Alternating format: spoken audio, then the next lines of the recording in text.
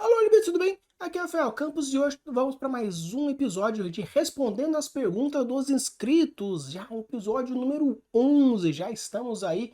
Daqui a pouco vamos fazer aniversário já. Então deixe logo as suas perguntas para que vocês apareçam no especial de 1 ano de Respondendo as Perguntas dos Inscritos, porque sempre durante as perguntas eu deixo aberto a caixinha e respondo sempre no primeiro episódio do mês seguinte. Então, vocês deixam aqui as perguntas de vocês e com isso eu vou juntando as perguntas para que no dia 1º de março eu responda essas perguntinhas de vocês.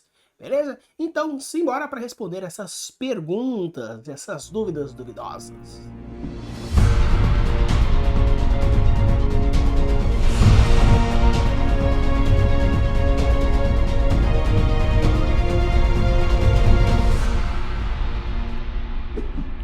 Pergunta número 1 de Beth Garcia. De que maneira se pode apresentar o contexto do mundo da obra sem precisar de usar exposições, mas sem deixar o público ficar confuso ou perdido? Então, Beth, durante vários episódios que vão decorrendo aqui do Craftando Mundos, eu sempre deixo uma dica aqui, uma dica ali, meio que espalhadas aí. Às vezes tem um episódio mais específico de descrição, tem um episódio mais específico de narrativa, teve um episódio recentemente agora falando sobre revisão. Então eu respondi aqui de uma maneira rápida para você ter sempre aí um vídeo específico aí para você sempre ir buscando quando você precisar dessa dica. Então, na verdade, quando a gente fala sobre uma apresentação de world building, existem diversas maneiras que você pode fazer e elas vão sim adentrando de diversos pontos diferentes, dependendo da proposta da história, dependendo do gênero, do subgênero. Por exemplo, se você se propõe a fazer um conto, uma noveleta, se é um romance. Então existem diversos fatores que vão diferenciar a maneira como você pode fazer. A primeira forma, e uma maneira mais rápida e direta, é a maneira da objetividade, né? A gente usa uma forma de você abordar de uma maneira direta. Normalmente esse tipo de técnica ela é utilizada mais quando você tem um limite de palavras. Por exemplo, eu vou fazer um conto onde eu quero apresentar um worldbuilding um tanto um pouco mais complexo. Tem aí já são as 2.000, 2.500 palavras no máximo. Então às vezes você não tem muita palavra para poder desenvolver o seu worldbuilding, porque quanto mais desenvolvido, mais palavras você precisa usar. Então se você quer apresentar um worldbuilding complexo dentro de um limite de 2.000, 2.500 palavras, ser objetivo é a melhor forma possível. Mas o grande problema da objetividade é que fatalmente a chance de você cair no infodump é gigantesca. O infodump, para aqueles que não sabem, é quando você joga uma informação muito escrachada na cara da pessoa e com isso você traz um sentimento tanto de falta de técnica quanto um ar de... É como se você estivesse chamando o leitor mais ou menos meio que de burro, porque você traz uma informação que poderia ser traduzida de uma outra forma. Claro que quando a gente fala sobre a objetividade, existe aquela frase, aquela técnica muito famosa chamada show don't tell. O show don't tell é quando você mostra alguma coisa ao invés de falar aquela coisa. Porém, existem alguns momentos que o tell, que é o que a galera fala assim, não faça o tell, faça o show. Só que existem algumas maneiras, algumas formas que o tell pode ser usado sim. O problema é que quando você usa o tell, que é o falar e não mostrar, é em alguns momentos específicos da sua narrativa. Por exemplo, se você quer mostrar uma informação, né, falar uma informação, que ela não é de extrema importância para um desenvolvimento da história, mas ela é importante para o entendimento de uma história ou de alguma informação que com isso vai ser relevante, você pode fazer o tell. Se por acaso, por exemplo, você quer desenvolver um sentimento por trás de uma guerra que foi feita e todas as consequências dela, o show é obrigatório. Mas se você quer simplesmente contextualizar a guerra, porque é importante para o leitor saber que ela existe, você pode simplesmente fazer o tell. Não, porque realmente a guerra de 500 anos foi algo muito importante para o desenvolvimento da sociedade. Você fez o tell. Você falou a informação. Você poderia ter mostrado cenas da guerra, consequências, reviravoltas, processos indiretos. Podia. Mas às vezes, quando não é tão importante a guerra em si, mas sim o fato de conhecê-la, de sabê-la, o TEL talvez seja importante, o TEL talvez seja interessante, e é aí que você usa a objetividade. Ah, então quer dizer que eu posso usar a objetividade fora dos textos curtos e textos longos? Pode, mas normalmente quando você quer apresentar uma informação que ela não é de suma importância para a história, mas sabê-la vai ter um diferencial para o entendimento total da obra, aí beleza, você pode colocar o TEL, porque são algumas informações que você vai jogando. Você pode ir jogando TEL aqui, TEL aqui, TEL aqui, TEL aqui, não tem problema. O problema é quando você apresenta tudo e qualquer coisa pelo TEL, que é o mostrar, que é simplesmente o falar, não é o mostrar. Claro que às vezes, pela velocidade da narrativa, às vezes você quer fazer uma cena dinâmica. Show! Ele é muito mais introspectivo, porque você está mostrando, então você desenvolve, você vai aos poucos, vai fazendo, vai tendo, vai indo, e vai indo, vai indo. O TEL é mais direto, o TEL é mais batidão. Então, se você quer apresentar o seu world building para que não fique uma coisa um tanto assim confusa ou se perder, e ele é muito complexo, as informações que sejam meio que assim pré-requisitos para você entender o seu world building, você pode colocar aí na objetividade, colocar aqui, ó, essa informação, essa informação, essa informação, mas são pequenas informações para o mínimo de compreensão. Porque as informações importantes é interessante que você trabalhe o quê? Algo maior. Que é o que a gente já entra no próximo, que é o show don't tell, o clássico. O show don't tell basicamente é o quê? Você mostrar as coisas. Se você quer mostrar a fome de um local, não fale, tal lugar a galera sente fome. Trabalhe o sentimento. Se é uma informação importante para o desenvolvimento da história, do personagem, da plot, world building, mostre. Vá até o lugar. Ou se vocês não podem ir até aquele lugar, traga pessoas que viveram, que vivenciaram.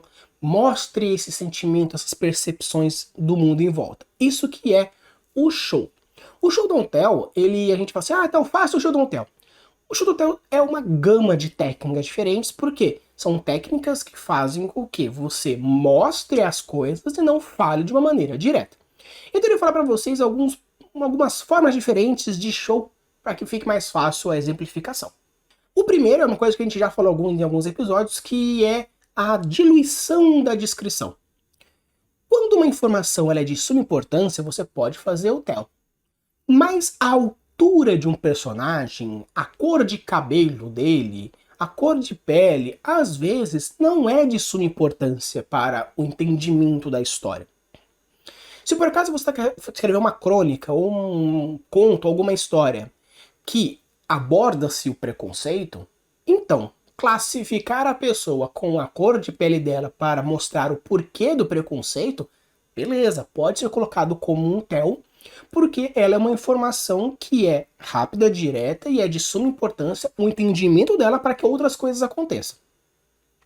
Mas se a cor de pele, a cor de cabelo, a cor de olho, algumas manias não são importantes para o desenvolvimento, mas sim apenas para aprofundar as camadas do personagem, dilua a descrição.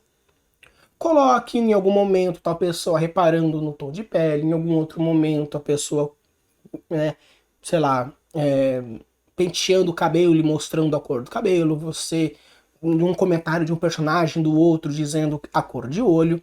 Então você pode muito bem desenvolvendo. Você não precisa chegar assim e falar,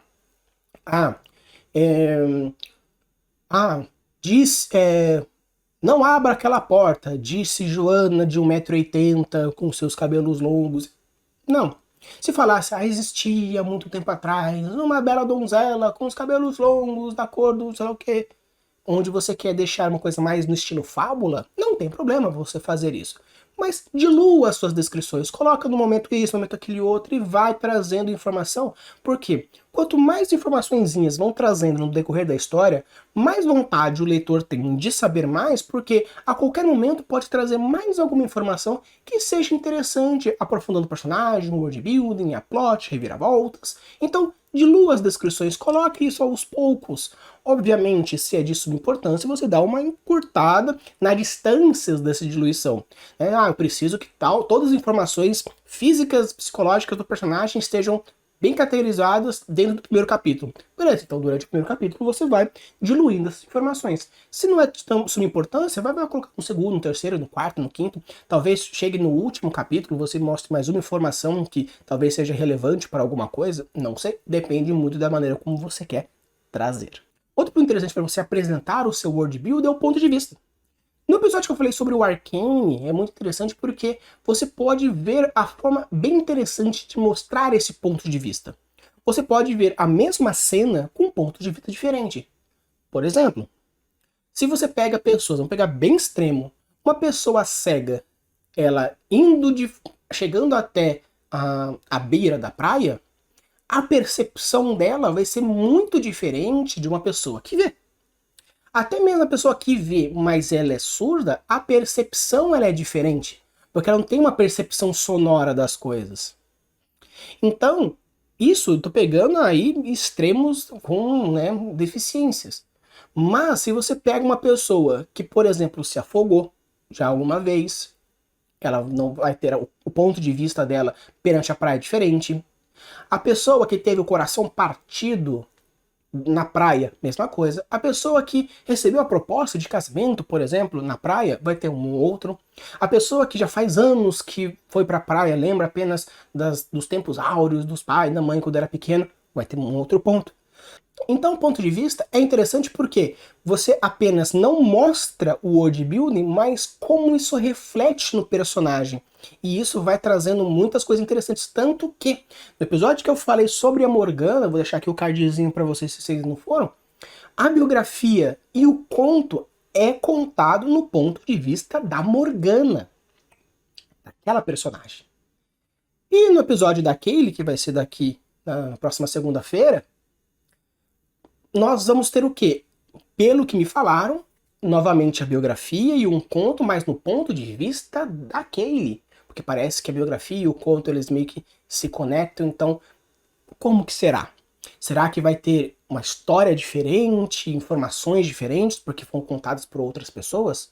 Pergunte para pessoas que viveram o mesmo momento histórico, porém com classes diferentes, ideologias diferentes, como ela conta aquele fator histórico. Então, um ponto de vista é muito interessante para você fazer um show bem legal, porém tendencioso, se for interessante para a sua história. O próximo é a própria ambientação.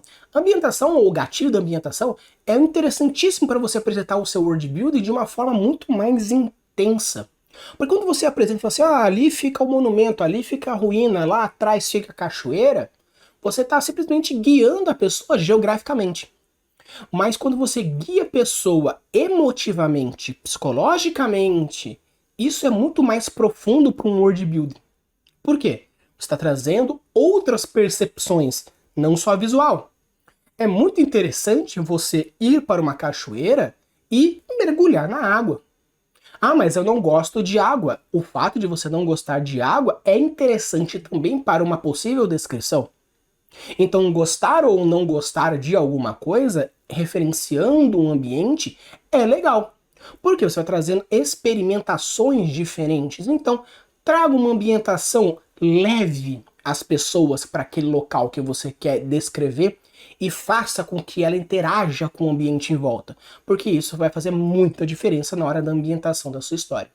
O próximo, que também é uma coisa clássica, que muitas vezes a galera faz, é o Sherlock e o Watson.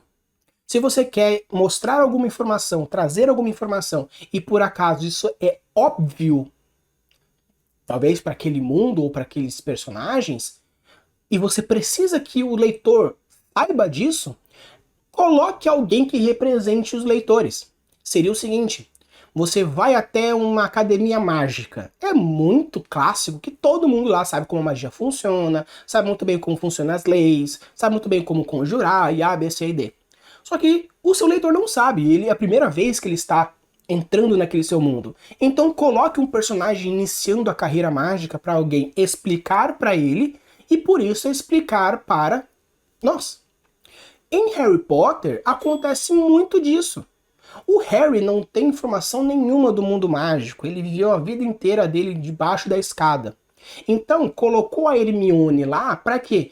Para ajudar a gente a entender mais como funciona o mundo mágico, porque ela tem a mania de ficar explicando, e explica pro Harry que não sabe nada, e por consequência explica pra gente. Então, você utilizar a técnica Sherlock Watson é muito comum, é muito fácil de fazer. Tanto que o próprio Sherlock faz isso com a gente. Ele explica para o Watson as objetividades, as obviedades que ele consegue ver nas suas investigações, e com isso vai explicando pra gente e pro Watson as coisas, e a gente vai entendendo. Então, às vezes, pegar um personagem que viveu, que sentiu, que sabe sobre alguma coisa e falar para alguém que não tem essas informações é legal, porque você tá mostrando alguém que sabe para alguém que não sabe, não se torna um diálogo vazio, porque se falar para dois cientistas eles conversarem explicando um pro outro o que o outro já sabe, é uma coisa idiota. Mas, se tem um aluno que não sabe e eles estão explicando para o aluno, aí sim, aí perfeito. E o próximo é o setup. O setup é um pouquinho mais difícil de se fazer. Por quê? O setup, como o próprio nome já explica, né? Setup seria a preparação. Seria você ir colocando diversos elementos aos poucos para que a pessoa vai se ambientando aos pouquinhos. Seria assim: quero mostrar a economia da minha cidade. Coloca um morador de rua ali, coloca um homem grotesco rico ali, coloca uma madame lá, coloca... Então assim, vai colocando elementos que justifiquem uma grande disparidade econômica social dentro da sua descrição. E vai colocando e vai jogando. O setup depende muito também da percepção do leitor. Você está contando que ele vai entender e perceber esses elementos. Então, o setup ele é um tanto complicado na literatura quando você quer fazer coisas muito complexas, porque você vai depender do seu público. Então, às vezes, apenas o setup pode não ser algo importante. Mas caso normalmente você pegue em histórias de suspense, terror, mistério, investigação, setups são coisas que são colocadas a rodo. Porque as pessoas que gostam desse tipo de gênero, eles já estão preparadas para esse tipo de situação. Então fica a dica. Se você quer preparar o seu ambiente deixando apenas informações para deixar o seu leitor ir pegando essas sementinhas que você vai jogando, utilize o setup, porque é algo interessante. Mas se você precisa de uma coisa mais rápida, coloque uma ambientação, coloque outros elementos, não apenas o setup, porque assim você deixa mais óbvio para o seu leitor e com isso você consegue diluir, deixando o seu contexto histórico de mundo, o world building de maneira mais rápida, mais fácil, porém interessante, sem chamar o seu leitor de burro. Pergunta número 2 de Ilhama Dark das Trevas Obscuras da Escuridão Negra.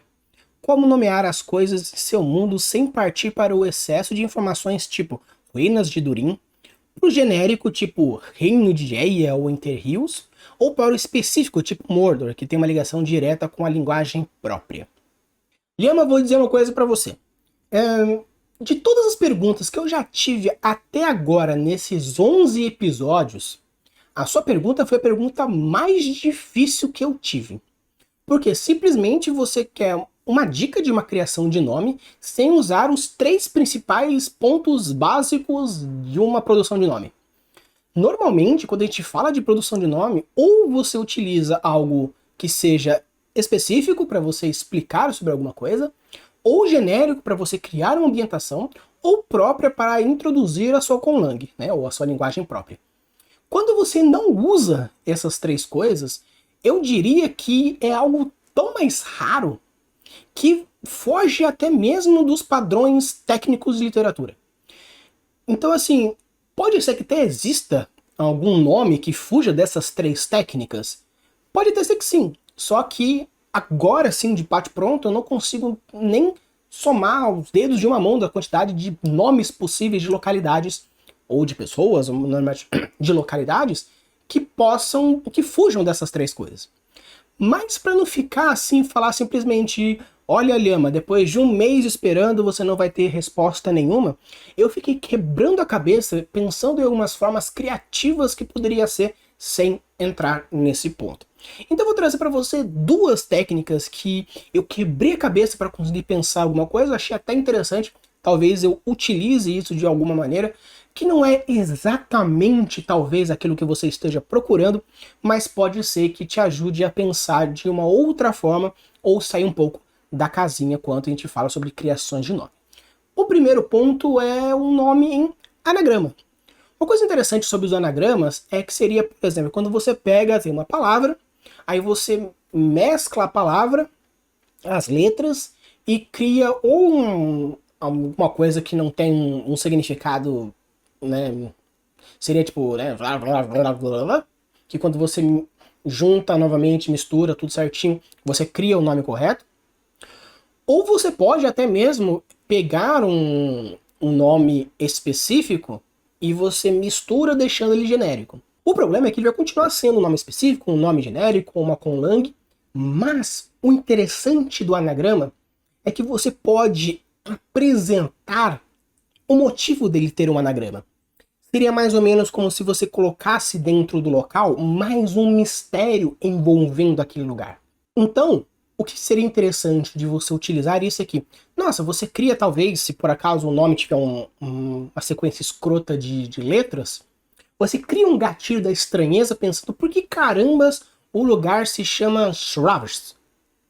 Será que é a conlang do cara? Será que é? Não sei. Vai passar talvez até um pouco batido porque vai virar meio que tipo um Mordor, né? Um local que tem um nome estranho. Mas, se você utilizar desse fato de que é um anagrama e aos poucos ir desenvolvendo e pá, na verdade realmente era um anagrama e o nome do lugar na real se chama Vale dos Suicidas, que a galera decidiu criar esse anagrama para que as pessoas parem de ir para aquele lugar e parem de se matar naquele lugar, mas você percebe isso logo depois, você vai criar uma conexão diferente. Então, como eu falei, vai continuar sendo um nome específico, né? Às vezes você pega um Ruínas de Vol, aí você mescla e se torna o Vale do não sei o que, o Vale de Juristo. Então se transformou um nome específico para um nome genérico. Mas na hora que você vai percebendo, você cria, era um anagrama e no final você percebe que tem uma outra coisa por trás, talvez seja interessante. Nunca testei, já fiz isso em campanhas de RPG, eu já coloquei nomes onde eu utilizava de anagramas pra galera, tipo, meio que, vamos pra tal lugar, mas na verdade era outra coisa porque era um anagrama, já fiz acrósticos também, mas acróstico é um pouco mais difícil porque como ele é um pouco mais complexo, não dá pra fazer em nome de lugares, mas dá pra fazer isso em mistérios, em textos e outras coisas. Então, criar um anagrama talvez seja interessante. Então fica aí a dica, às vezes funciona, pode dar certo. Na minha campanha de RPG funcionou, a galera curtiu pra caramba, obviamente ficou muito puto porque um deles morreu, a gente teve que fazer uma campanha paralela para recuperar a alma do cara, mas foi interessante, foi algo que valeu a experiência. E o segundo é o do duplo sentidos. O do duplo sentidos é um pouco mais complicado também, porque você vai ter que realmente pensar bastante, não é simplesmente criar um nome, porque o duplo sentido, a ideia é que fique um nome de seja vago o suficiente para ter dupla interpretação daquele lugar, ou você pode criar que os duplos sentidos dependem muito da percepção dos personagens. Então você pode colocar, por exemplo, Vale do Vazio. O vazio, ele tem diversas conotações. É um vazio porque não tem nada? É um vazio porque é um abismo? É um vazio porque é silencioso? É um vazio porque só existe a morte? Por que é vazio? Então, às vezes, você pode utilizar desses nomes de duplo sentido, que ainda vão ser nomes específicos ou genéricos, mas você vai dar uma intenção para aquele lugar. E, novamente, criar alguma conexão de por que ele tem esse duplo sentido. Você coloca, por exemplo, que é o vazio porque dizem que a morte assola. Então a galera vai lá e chega lá, é um abismo. É vazio porque não tem nada, só um puta buraco. Isso pode causar complicações para os personagens, complicações para plot, desenvolvimento, obstáculos, plot twists. Então, por exemplo, nós precisamos encontrar a flor do vazio, que se encontra no Vale do Vazio. Beleza, a galera já se prepara para entrar numa floresta, entrar num campo, os caramba quatro. Chega lá, é um buracão que precisam descer no rapé. E aí? Como vai ser? Por quê? Porque nunca ninguém foi lá pelo medo da morte, que o lugar do vazio poderia estar, ou lendas por trás, quando chega lá e descobre que na verdade é um puta buracão. Então assim, eu acredito que eu não consegui trazer exatamente aquilo que você queria, do tipo outras técnicas de produção de nomes. Obviamente, você pode criar nomes em inglês, você pode colocar nomes em outras línguas, mas fugir das técnicas especificidade, ou genérico, ou com lang, é um tanto complicado, porque basicamente essas são as formas mais comuns de ser feitas e na verdade até as únicas formas, pelo que eu acredito. Pesquisei, fui atrás, não achei nada que fugia exatamente disso. Então, tô trazendo o anagrama e o duplo sentido mais para você conseguir ter um significado interessante, um propósito a mais para aquele nome, não simplesmente um nome por nome, e sim criar mistérios por trás, criar complicações, criar outros elementos que simplesmente a nomeação. Então espero que eu tenha ajudado. Se não, entre em contato comigo que a gente bate um papo, a gente consegue criar alguma coisa diferente. Pergunta número 3, de Gabriel Batista. Como desenvolver o timing para saber utilizar os sumários narrativos? Alguma dica específica? Olha, Gabriel, timing é uma coisa assim tão difícil de desenvolver porque é algo muito pessoal. É muito pessoal. Tanto que o que a gente consegue ir fazendo é mais na tentativa e erro. Por isso que aqui a gente, no Craftando Mundos, a gente fala muito sobre ter grupos de escrita, ter leitores beta, ter pessoas que você confia para dar os pareceres. Por quê? Se aquilo vai funcionar ou não vai funcionar, você pode ser o especialista e decorou todas as técnicas do best-seller, do livro, né, do best-seller, e com isso você aprende a escrever, você aprendeu as técnicas de escrever das formas que os grandes best-sellers fazem. Tá, mas você sabe aplicar? Porque existe uma grande diferença entre você identificar e você aplicar. Muitas vezes, os críticos de cinema identificam a técnica que foi usada, identificam os fatores que foram errados, mas eles não teriam a capacidade criativa, narrativa de fazer o negócio. Né? Então, você pode muito bem ler um texto e falar assim, aqui o cara usou o gatilho de A, B, C e D, o desenvolvimento da história foi nas curvas perfeitas, ele usou a técnica do declive e apogeu, ele usou os 3 atos, a jornada do personagem principal é a jornada do herói e a dos antagonistas também é uma jornada do herói, porém um pouco diferenciada porque ele quis fazer uma reviravolta no meio da barriga. Então você consegue identificar as técnicas, por quê? Você identifica mais ou menos como funciona.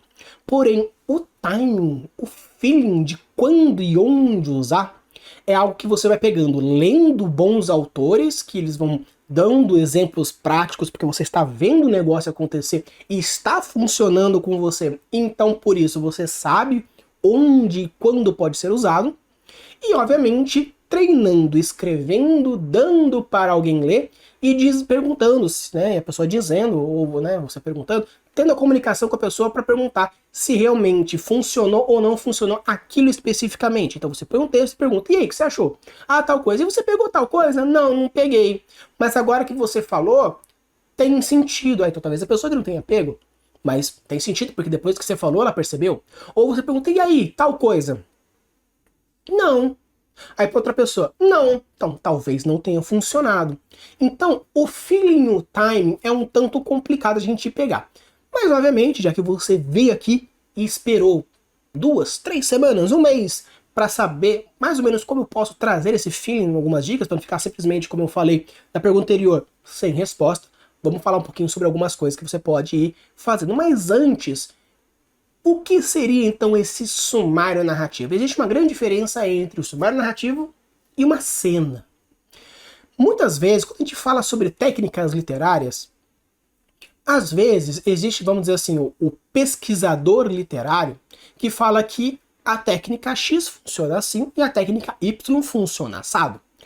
Mas se você for ver, no final das contas, basicamente é quase a mesma coisa. O que muda, às vezes, é o nome utilizado. Como, por exemplo, aqui no Craftando Mundos, eu gosto muito de usar o termo Genius Loci, utilizado lá na época da filosofia, utilizado na arquitetura, como a essência do lugar. Onde, qual é o princípio básico? Se o negócio fosse vivo, qual seria a alma daquele lugar? Esse é o princípio, o nome que eu gosto de usar, utilizando como a essência do lugar.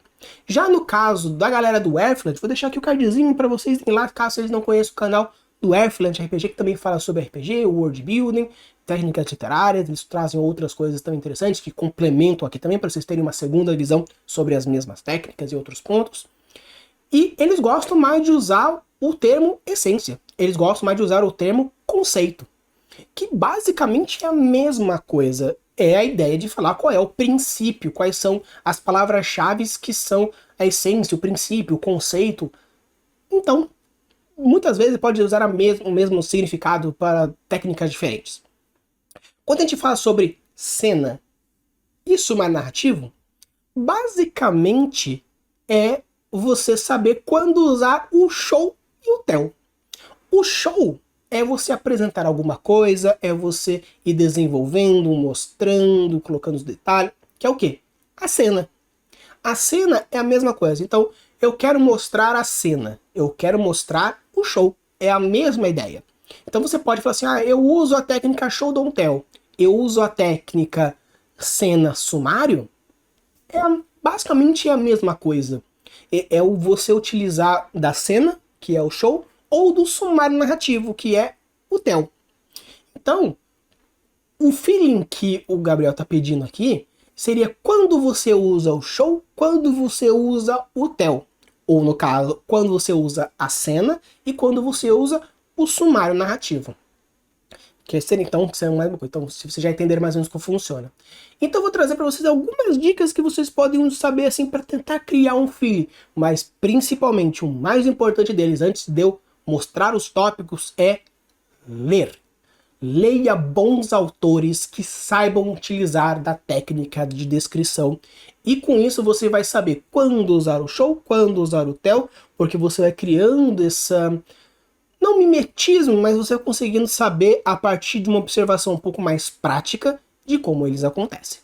Então, como eu já foquei bastante lá, principalmente na outra pergunta lá da Beth Garcia, falando sobre a exposição do world building, então eu vou falar mais ou menos quando é interessante você usar o tell, especificamente o tell, já que a pergunta aqui fala um timing para usar a parte do sumário narrativo, que corresponde ao quê?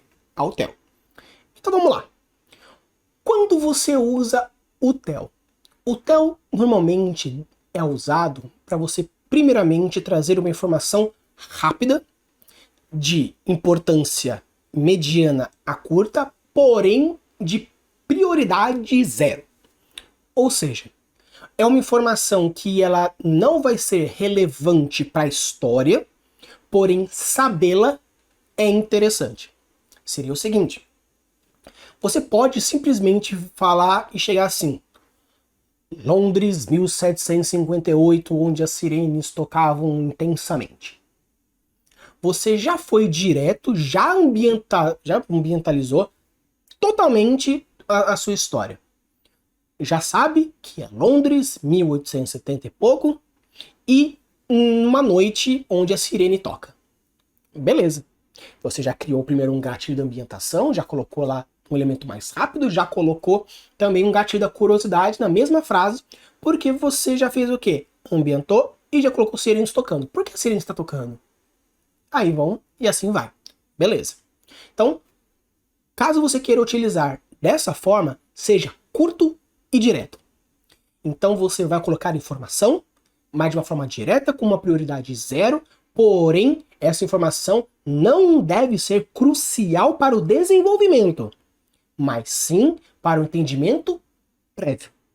Então, se você precisa que algo seja feito para agora, numa informação curta, de baixa relevância, mas de prioridade zero, usar o tell é interessante. Você vai ser direto, rápido e curto, onde você não vai perder tempo do seu leitor, onde vai trazer a informação, pô, trouxe, pegou, não pegou, não pegou, e vamos continuar o desenvolvimento. Não reforce isso.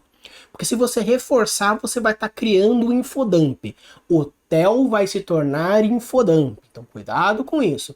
Traga uma informação rápida, curta, de baixa importância, mas de prioridade zero. Beleza? Um outro ponto importante para você usar o TEL, normalmente a gente pode fazer no quê?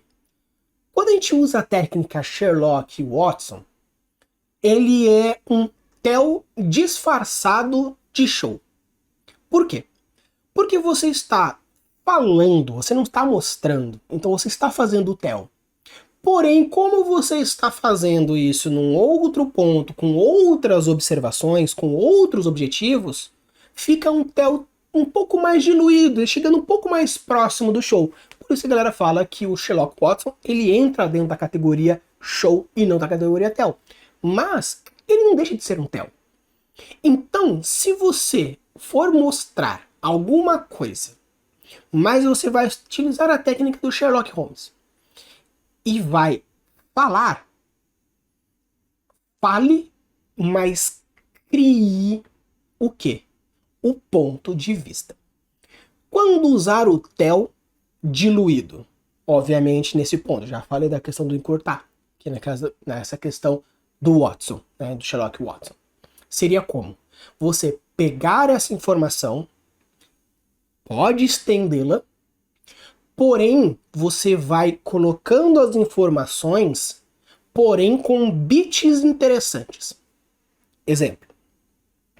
O Sherlock, ele está em algum lugar, viu a situação e falou para o Watson depois. Olha, lá tinha um pé tamanho 42, com umas fissuras nas botas que mostram que provavelmente era uma bota da galera do Porto. E como eu vi sinais de cal, então provavelmente seja alguém relacionado a algum tipo de construção ou alguma coisa com o controle do pH, talvez alguém de um aquário, talvez alguém da área da construção. Então beleza, essa aqui é a fala dele. Você fez um TEL. Aí, claramente dentro de um diálogo você fez um TEL. Não tem problema, porque está dentro de um diálogo, você está usando a técnica do Sherlock Watson, beleza. Agora, mas se você colocar dentro dessas falas, desse texto, desse diálogo, alguns bits, que seriam inserções de movimento, percepção ou algo do gênero, perfeito. Talvez a pessoa ela usa o tamanho 42, como eu vi naquela bota. Nisso, você coloca um bit. Enquanto o Sherlock falava, o Watson coçava e olhava para a bota dele. Por que tal que, sei lá o que, sei lá o que, sei lá o que, sei lá o que. Aí o Watson faz alguma coisa, o Sherlock faz outra. Então você está colocando um TEL dentro de um diálogo, porém você está fazendo do quê? Transformando um TEL em um diálogo dinâmico. Lembra que eu falei para vocês que diálogo não é fala? Diálogo tem importância, tem função, tem objetividade, tem vários fatores. Então, quando você coloca o TEL dentro de um diálogo, dando as funções para aquele diálogo, você está transformando esse TEL de uma maneira gigantescamente polida e bonita. Porque você está dizendo claramente, está jogando um infodump na cara da pessoa, porém está tão diluído, está dando tanta importância, tem tanta técnica literária aí no meio, que a pessoa pode até perceber que seja um TEL, mas ela não vai ficar incomodada, porque ela vai falar assim, puta merda, que negócio legal. Então, um outro lugar que você pode usar o TEL é em diálogos, utilizando essa técnica do Sherlock do Watson, ou talvez outras também, porém colocando objetividade, colocando técnicas aí no meio desses diálogos, transformando esse diálogo num TEL dinâmico, fica muito mais fácil, muito mais gostoso de se ver. E, obviamente, seja criativo. Esse tópico da criatividade é o tópico mais fácil de eu falar e o mais difícil de vocês entenderem. Porque o que é usar a criatividade? É usar a criatividade. Mas como aplicar isso? Aí vai muito do pessoal. Obviamente, a gente pode ficar aqui, não, porque você pode usar isso.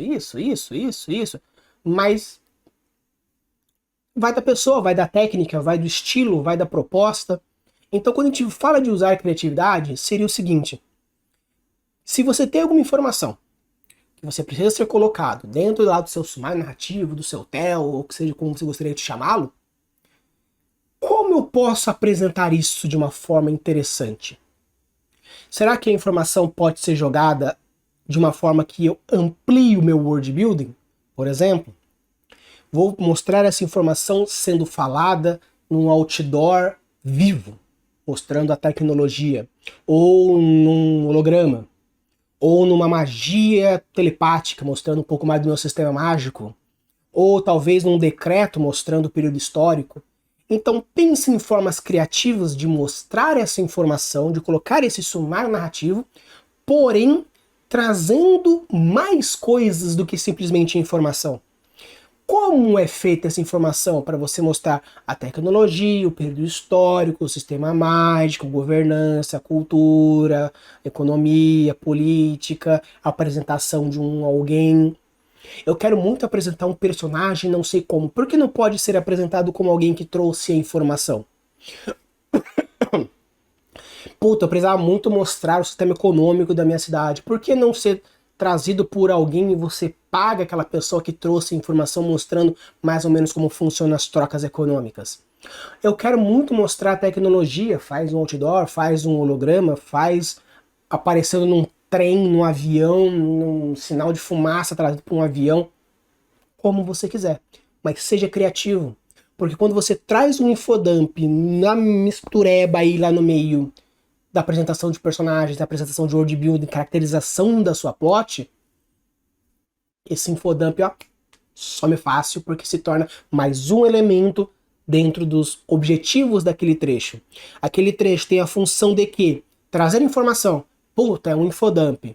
Mas enquanto eu trago informação, apresento o personagem, caracterizo o world building, beleza, não é mais infodump, porque por ter 3 funções, é apenas mais uma função daquelas 3. Pergunta número 4, de Gustavo Benevides. Como organizar o cronograma da história, principalmente quando o tempo não é convencional, como as viagens para o passado ou o lance do tipo Nárnia? Então, Gustavo, quando a gente fala sobre cronograma da linha do tempo, você pode utilizar tanto ela de uma forma literal, como você está pedindo, tipo, seria a linha do tempo da história dos seus personagens, da história que tá fazendo, ou a linha do tempo, o cronograma da plot. Quando a gente fala da linha do tempo da plot, normalmente a gente separa ou em capítulos, ou em atos, ou em cenas e sequências, ou nas curvas perfeitas, aí depende muito do perfil literário que você quer fazer. Se for cena e sequência, por exemplo, você sempre pensa em 2 capítulos. O que acontece é a consequência dela. O que acontece é a consequência dela. E vai indo. Se você está pensando na estrutura de 3 atos, você separa o seu livro em 3 grandes momentos. As apresentações da plot, apresentações das problemáticas dos personagens, todo o desenvolvimento e a conclusão disso. Então, estrutura dos 3 atos. Se você quer fazer, por exemplo, as curvas perfeitas, né, do apogeu e do declive, o que você faz? Você tem uma subida, subida, subida, apogeu, queda, queda, fossa. Subida, subida, apogeu, queda, queda, fossa. E fica nisso, né? Essa montanha-russa que sobe e desce, fazendo com que a história vai se desenrolando. Então, quando você faz as cenas, a programação da sua história como plot, você pensa nesses atos. Agora, se você quer fazer uma história que tenha um perfil de tempo diferente dentro da história, aí muda alguns detalhes. Por exemplo, se você pega Nárnia, é bem fácil, na real, de você programar esse tipo de coisa. Por quê? Se não é de suma importância você explicar como é a diferença de passagem de tempo, você pode simplesmente fazê-la acontecer. Em Nárnia, a gente não sabe o tempo que se passa dentro e o tempo que se passa fora, porque eles passaram anos dentro de Nárnia. Cresceram, se desenvolveram, viraram adultos e tudo mais. E quando eles voltam, passou o quê? Algumas horas? Então quer dizer que 1 hora corresponde a 5 anos?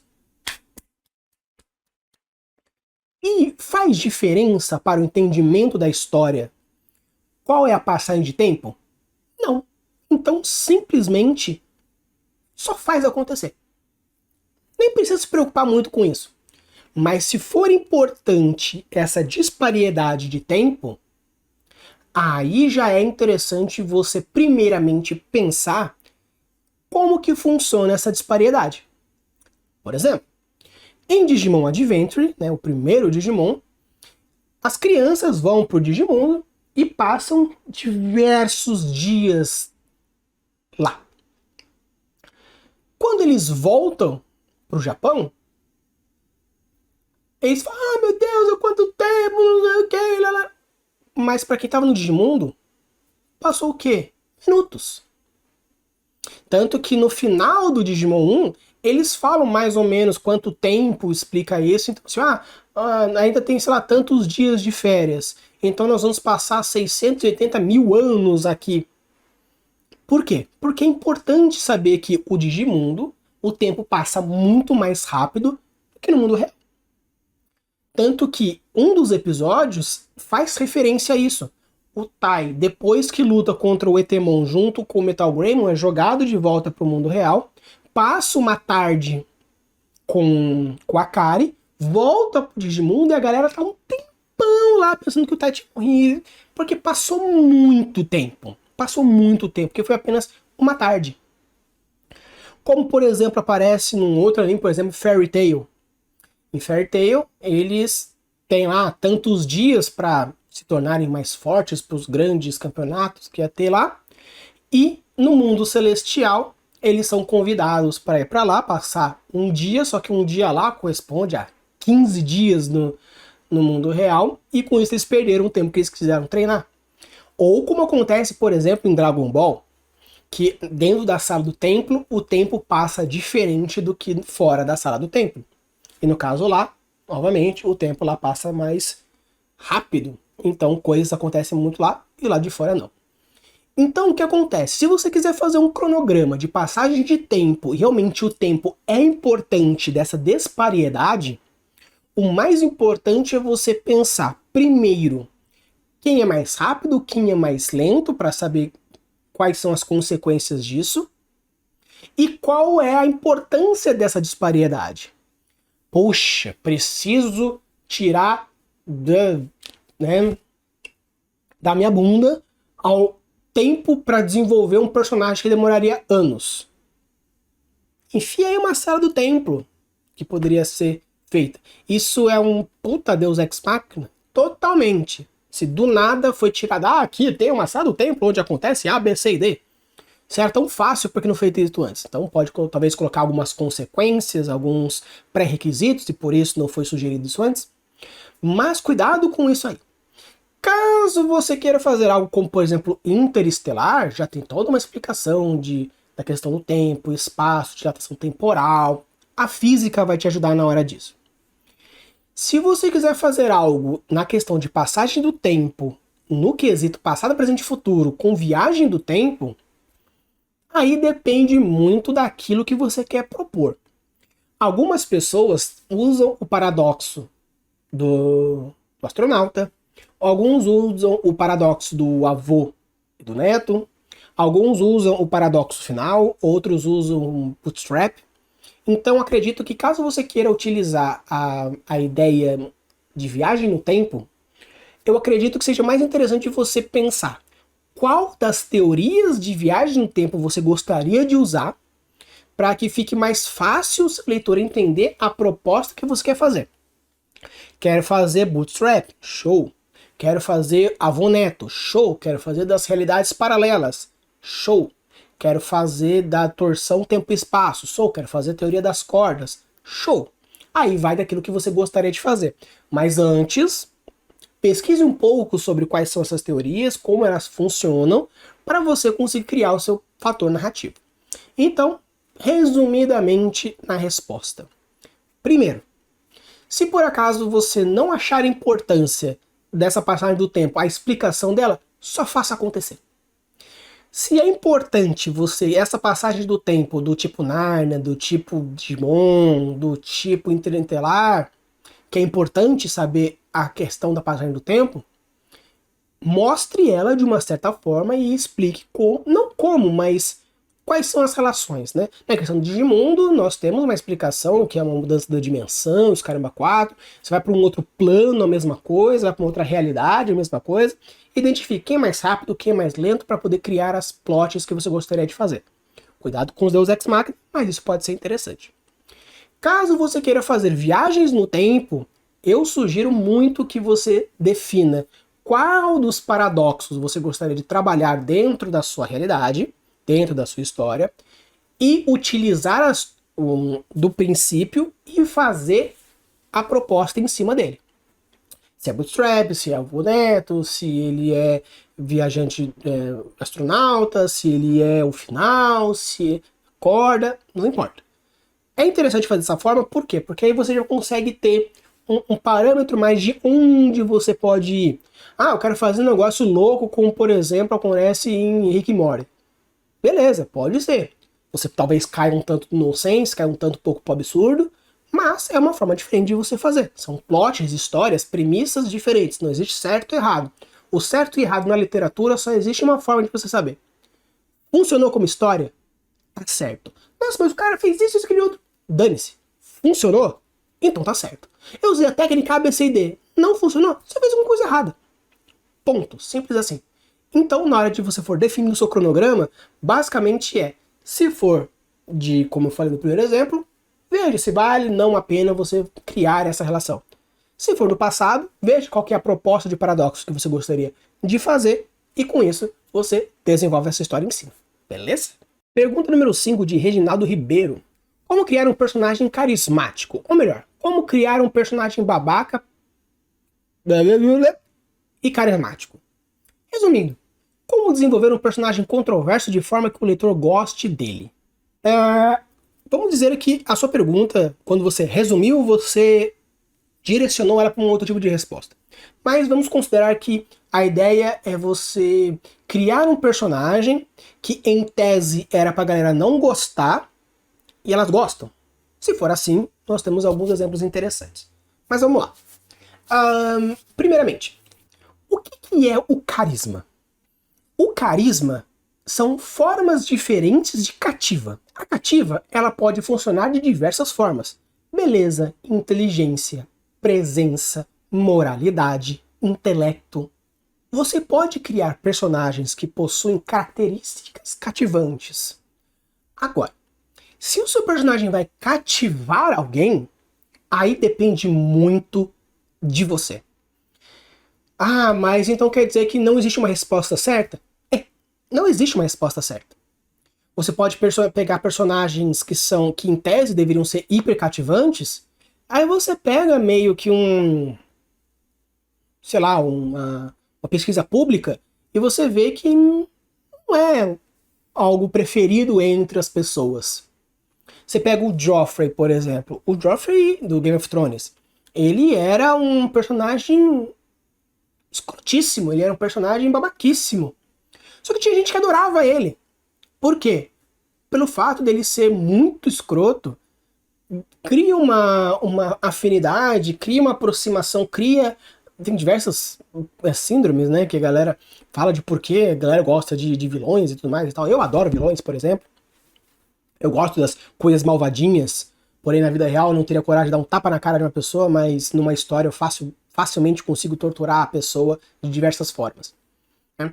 Então, depende muito do perfil que você gostaria. Então, assim, carisma é uma coisa assim muito subjetiva. Se a gente pega, por exemplo, no mundo do RPG, carisma pode ser beleza, pode ser sensualidade, pode ser presença, pode ser oratória. Tudo isso entra em carisma. Pode ser um puta personagem feio pra caramba, mas tem uma presença imponente de alguma forma, ele tem uma oratória boa, assim, que a galera acha estranho, ele é meio feião, mas pelo fato de ele ser, assim, ter uma presença boa, uma boa fala, a galera gosta de estar perto dele. Ou a pessoa pode ser um babacão, mas ele é tipo, bonito, ele é simpático. Então existem diversos níveis de carisma. Eu não sou uma pessoa carismática. Eu não sou uma pessoa carismática. E por não ser uma pessoa carismática, eu não consigo dar exemplos muito práticos, tipo, faça isso que é um carisma. Porque eu não consigo criar personagens muito carismáticos pelo fato de que eu não sou. E pelo fato de você não ser e não ter exemplos muito práticos perto de você, fica um tanto mais complicado você criar personagens assim. Por quê? Muitas vezes a criação de personagens é um espelhamento seu, ou um espelhamento de alguém, ou de alguma outra coisa. Então criar essas aproximações pelo espelhamento é a maneira mais rápida e fácil de você criar personagens, porque você já vai ter meio que um molde pré-pronto. Se você ler pra caramba, você pode falar assim, esse pra mim é carismático, faz um personagem parecido. Ah, esse pra mim é carismático, faz um personagem parecido. Ah, no filme tal pessoa é carismática, faz alguém parecido. Então, primeiramente, você tem que definir o que é carisma pra você e como isso cativa as pessoas. E o carisma depende muito desse cativo, ou seja, você vai precisar muito de gatilhos de quê? Aproximação, familiaridade, fazer com que as pessoas sintam que aquilo é comum entre elas e que compartilhem de sentimentos mútuos. Quando você faz com que o seu personagem se aproxime do dia a dia da pessoa, seja ela com algumas manias, alguns pensamentos, e aproxima ela com a aproximação, falando sobre o quesito de sentimentos, sensações, emoções e percepções, você vai aproximar o seu personagem do seu leitor de uma certa forma que vai ficar mais fácil você conduzir essa cativa. Então, o primeiro ponto é você definir o que te cativas, o que você gostaria que ele cativasse, e faça ele fazer isso. Ao mesmo tempo, ser babaca é bem fácil. É bem fácil. É só você ir contra o que é certo, o que é justo, o que é legal. Ponto. Então, se você pega um personagem que cativa as pessoas, mas ele é mau, você está criando essa controversialidade. A gente pega, por exemplo, Freeza, Dragon Ball, um puta genocida. Mas todo mundo torceu por ele no último episódio de Dragon Ball Super, que fez com que ele lutasse junto com o Goku e ganhasse do Jiren.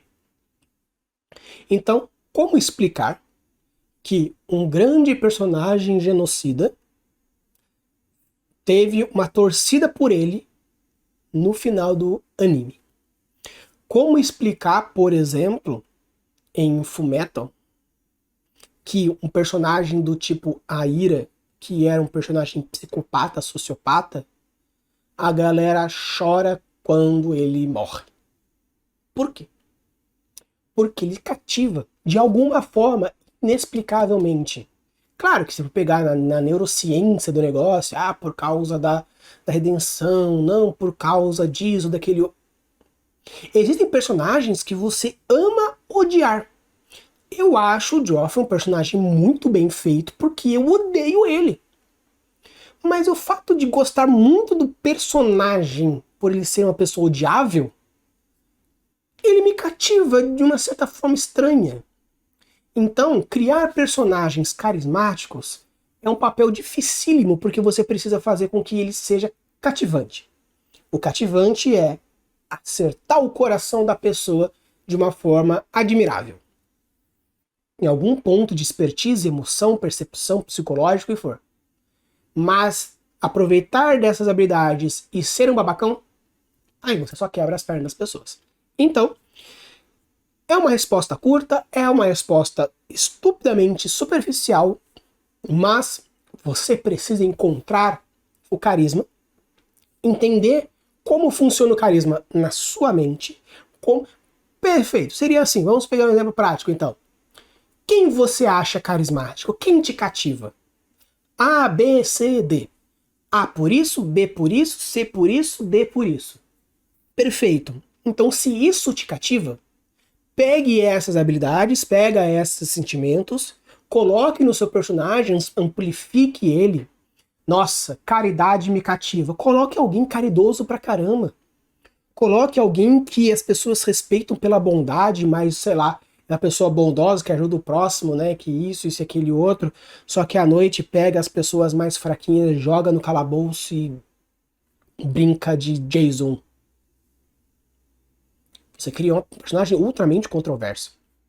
O que te cativa? Inteligência. Uma pessoa inteligente, com uma boa fala, polido, isso, aquilo, aquele outro. Só que ele usa aquela inteligência pra matar pessoas. Pra sacanear bicho.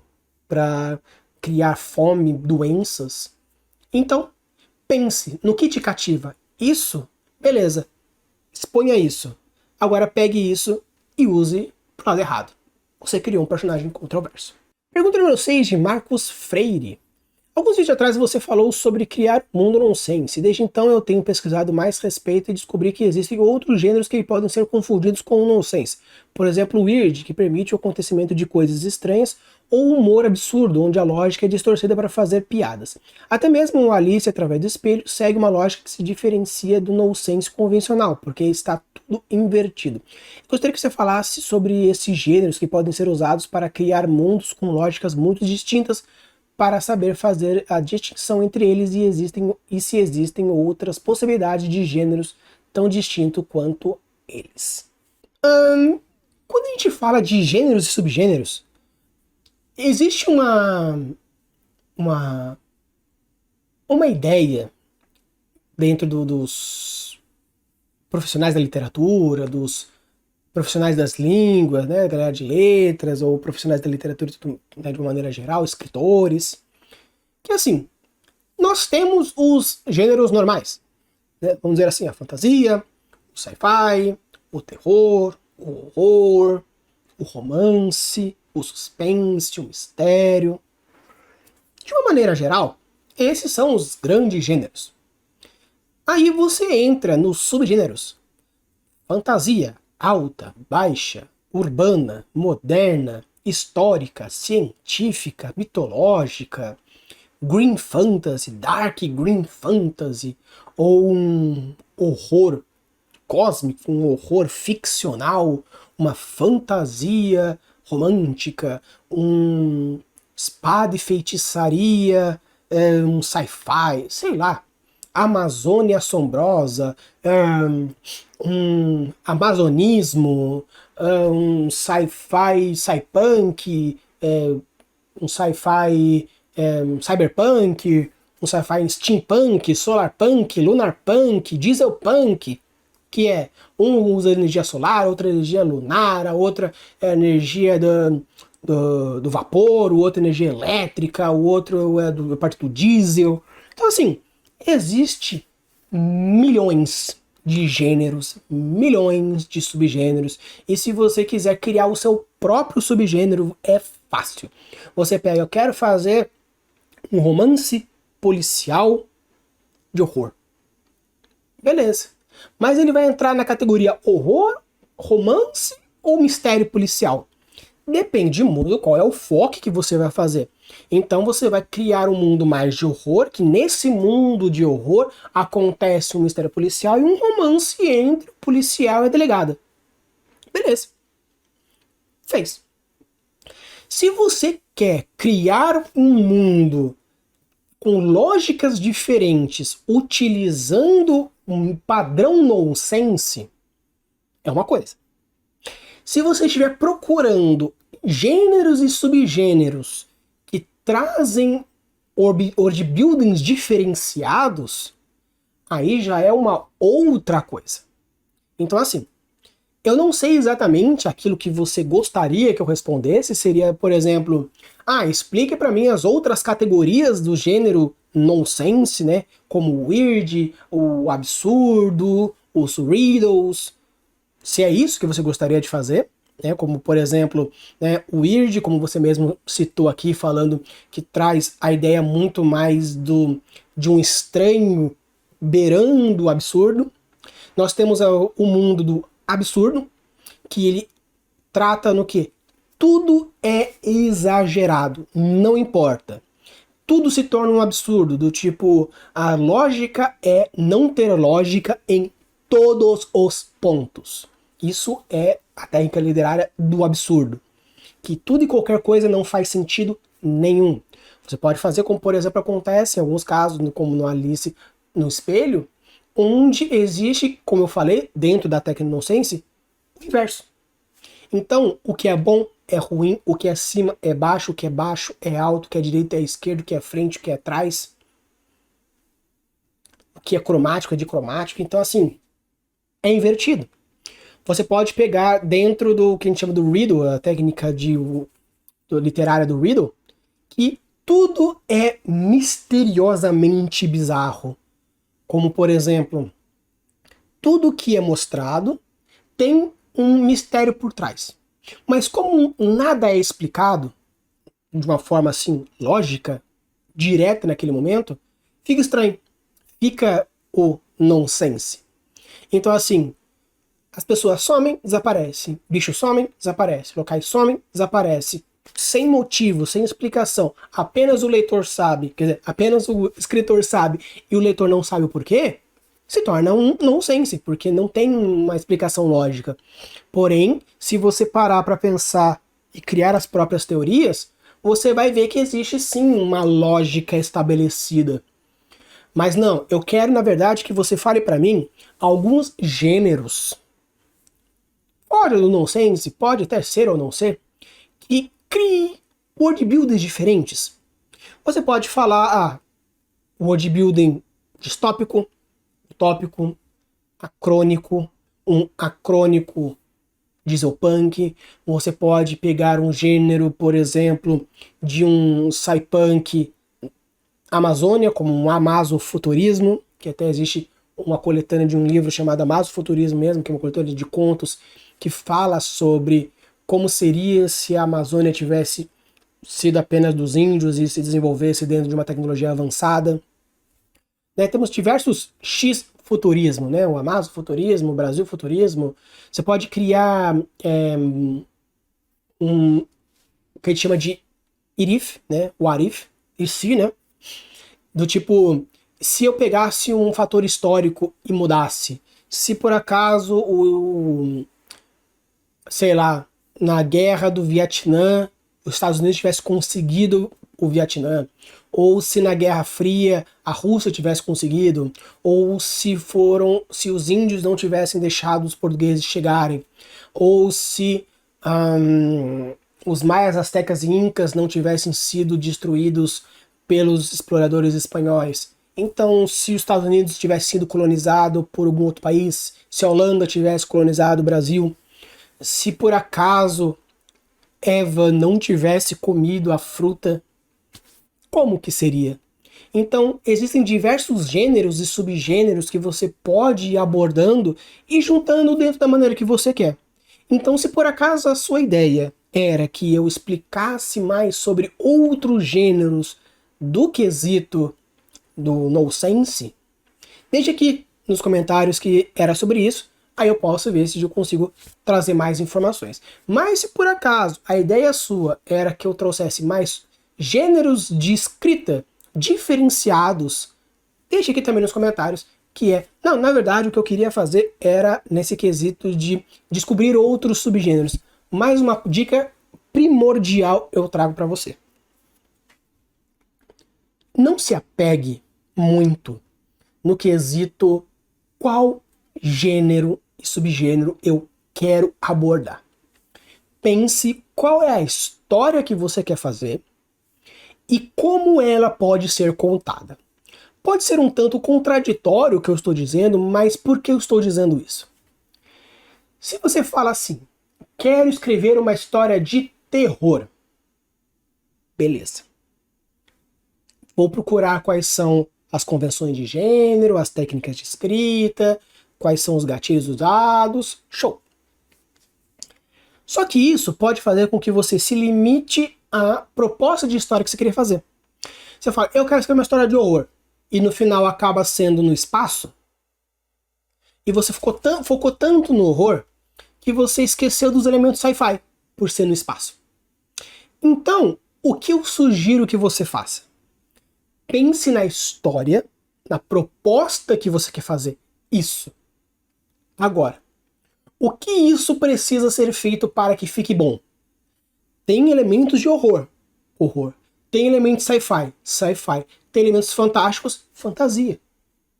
Aí, dentro desses 3 grandes núcleos, você pega, elementos de horror que fazem sentido para minha história. Esses. De sci-fi, esses. De fantasia, esse. Eu pego tudo isso e crio aquela história. Mas a minha história vai ser categorizada como o quê? E é importante isso? Mas aí quando eu for publicar na Amazon, que categoria eu coloco? Nas 3. É um livro de fantasia, é um livro de horror, é um livro de sci-fi. Ah, se quiser especificar ele, beleza. Então você coloca que ele é um dark fantasia científica. Ou uma fantasia científica dark. Depende da ordem que você for colocar. Não se apegue muito a detalhamento do gênero que você quer fazer. Pense na história que você vai fazer e busque nos gêneros a intensificação dessa história. Beleza? Então, se respondeu, maravilhoso. Se não, deixe aqui nos comentários o que você gostaria mais especificamente do que for. Aí, dependendo do jeito, eu posso procurar outras informações e a gente cria um videozinho. Ou melhor, se quiser mais detalhes, uma conversa melhor, entra aqui no Discord, vai falar comigo diretamente ou lá no grupo que a gente consegue conversar melhor, beleza? Então, pessoal, esse foi respondendo as perguntas dos inscritos, espero que vocês tenham gostado. Obviamente, como vocês bem sabem, quando esse vídeo sai, sai também a caixinha lá na aba comunidade para você colocar as suas perguntas e no dia 1 de março a gente responde todas elas. Use a boa das suas criações e deixe seus mundos cada vez mais incríveis. Valeu!